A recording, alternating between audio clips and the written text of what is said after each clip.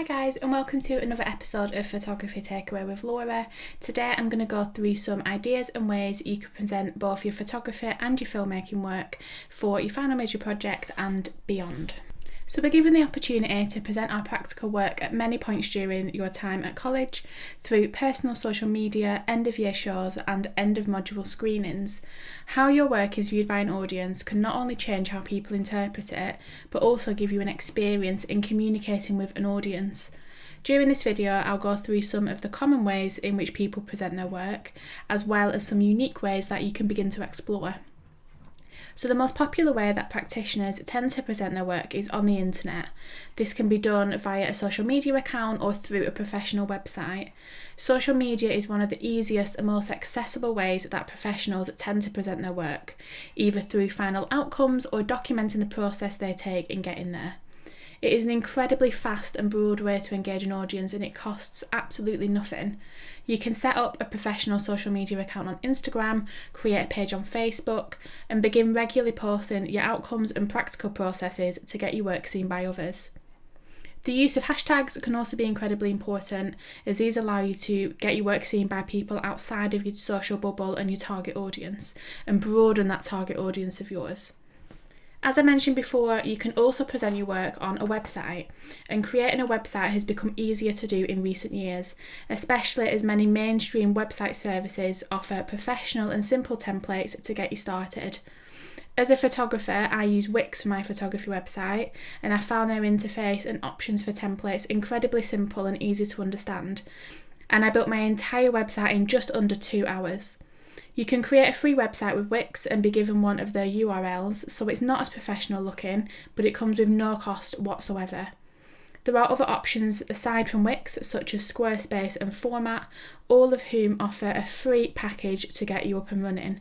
You can dedicate a little bit of time during this lockdown period to developing your website, and for first year students progressing onto the second year of a programme, this would definitely prove beneficial for your future studies. You might also want to present your final outcome in a printed format such as a book or a zine. This is a really popular choice with a lot of professional photographers, to either combine a project or a series of work together in a printed format for personal development or sale to the general public. Some of my favourite photography books are by photographers such as Alex Sof, Jamie Hawksworth and Martin Potter. And though these are not cheap to purchase, especially if you're on a budget, there are lots of photography books in the college library that you can look at when we return. And some photographers even publish previews of their photography books online via their website or via the seller's website. You can get your photography book printed, especially websites such as Blurb or Saw Digital offer free delivery and really competitive rates. You can also get photo books printed at more mainstream publishers such as Snapfish and Photobox, and these are definitely on the cheaper side. There are options available whatever your budget. If you are looking at producing something at home during lockdown, your best bet would be looking at producing a DIY zine using some good quality card and a printer. A zine is really effective and a low-cost way to present your work in a printed format, and you can do this in InDesign quite easily. I will be doing a quick InDesign tutorial over the coming weeks about how to make a zine, but I would recommend, if you are interested in this, having a look yourself and see if you can figure it out in the meantime. As part of the end of year show, you'll be given the opportunity to present your work on the wall as part of a collaborative exhibition.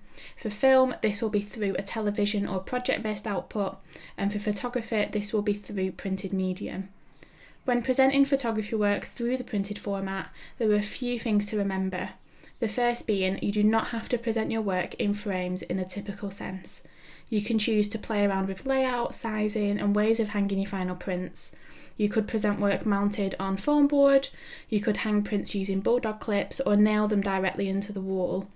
You could hang your images so they're perfectly aligned in a straight line, or so they're placed like a collage. The choice is entirely up to you, but it is really important that you forward plan your layout before you present your work on the wall. It's much easier to draw out a plan of where you want each image to go on the wall rather than turning up on the day and winging it. This will not only help you decide which images look better against others, but also allow you enough time to make sure the presentation of your work is perfect. The second thing to consider when presenting your work is how will the audience know it's yours? Quite often, photographers and filmmakers will have a small biography about themselves and their work to go alongside their presentation.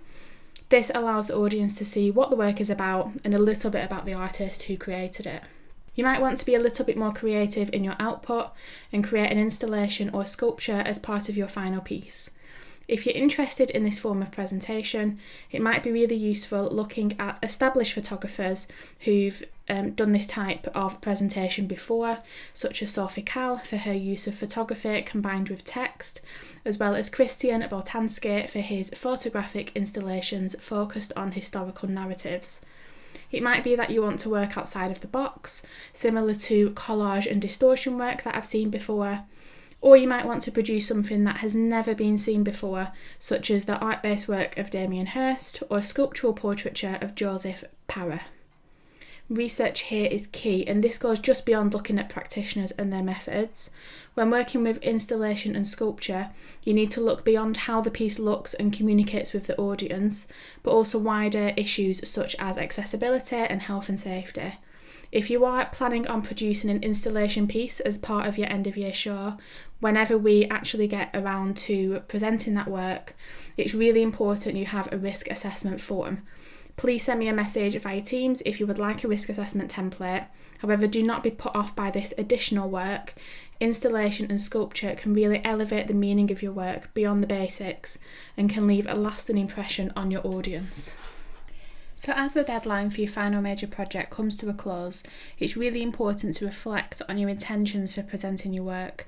I know that in the current climate this is not easy, but over the next week I want you to consider two things. Number one, how would you present your current project if you had no limits? Would you create an interactive exhibition using digital outcomes, or would you prefer to produce a book with printed outcomes? The list here is endless. And number two, I want you to consider how you will present your work, taking into consideration the current circumstances. So using both of these questions, I want you to write a paragraph on WordPress so I can understand your thought process. This is also beneficial for Media One working on their FMP outcomes. As always, if you have any questions, please let me know. But for now, everyone, see you next time. Bye!